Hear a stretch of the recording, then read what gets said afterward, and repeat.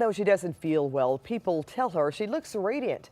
One La Crescenta mom explains what's literally taking her breath away and how her family is stepping up to help her find a cure. My wife looks great.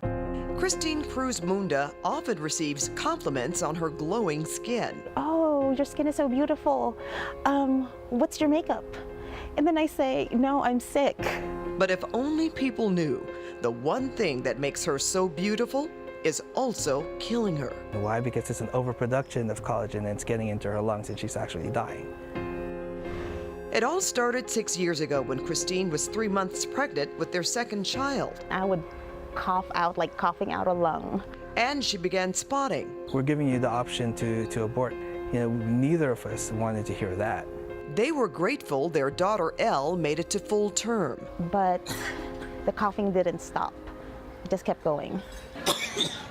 Doctors prescribed allergy medications and antibiotics, none of which worked. About 3 years later, my husband demanded a chest x-ray. And that's when they were hit with the news of a disease they had never heard of. I dropped my jaw. Nobody knew what it was, and that was the first thing that came out of my mouth. Sclera, what? Kristine has the fatal form of a disease called Scleroderma, which in her case is attacking her organs. The fatality, they said, can happen probably about 10 years after you get diagnosed. It's like cobwebs inside my lungs, and it's fuzzy and it's white. Scleroderma comes from the word sclero, meaning hard, and derma, meaning skin. It's an autoimmune rheumatic disease that affects a person's connective tissue, and 300,000 Americans suffer from it. Because my kids are so young, I wanted to know how much time I have with them, what else I can do. I just don't know if I'll have ever enough time to finish everything with them. When she isn't working or receiving chemo treatments, Kristine spends as much time as she can sharing her love of art with her kids and selling her art on Etsy to pay for experimental medicines. And equipment like these glasses that transport oxygen from this generator to her lungs. I'm only at 32% of my lung capacity. Time is not on Kristine's side. We don't say mommy only has this much time to live because no one gives us an expiration date.